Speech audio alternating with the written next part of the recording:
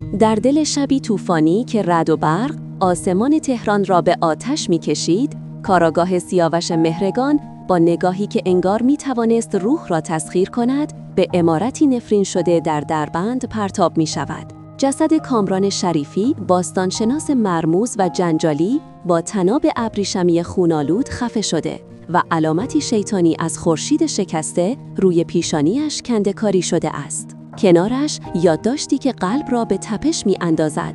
کلید در گذشته است. بوی عطر یاس مثل نفرینی در هوای مرطوب عمارت سیاوش را به سوی تاریکی می‌کشد.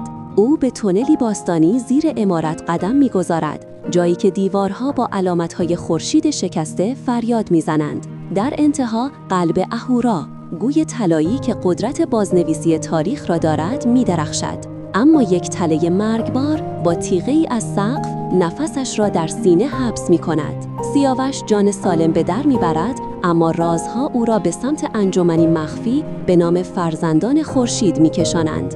در چرخشی هولناک، نگار دستیار شریفی نقاب از چهره برمی‌دارد. او قاتل است، رهبر انجمن که برای جلوگیری از فاجعه تغییر گذشته شریفی را به خاک و خون کشیده.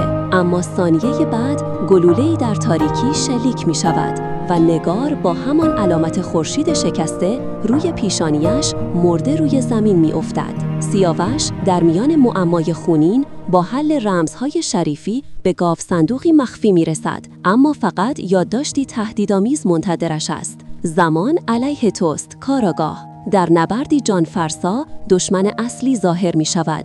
یک مأمور فاسد پلیس، مغز متفکر توطئه‌ای برای تسلط بر جهان با قدرت گوی. در لحظه نفسگیر نوری کور کننده از گوی همه چیز را می بلعد. وقتی سیاوش چشمانش را باز می کند، گوی و خائن غیبشان زده. زیر باران بی‌امان تهران با عطر یاس که مثل سایه شوم در هوا پیچیده، سیاوش سیگارش را آتش می‌زند. قسم می‌خورد که این راز مرگبار را تا انتهای جهنم تعقیب کند. این بازی تازه شروع شده.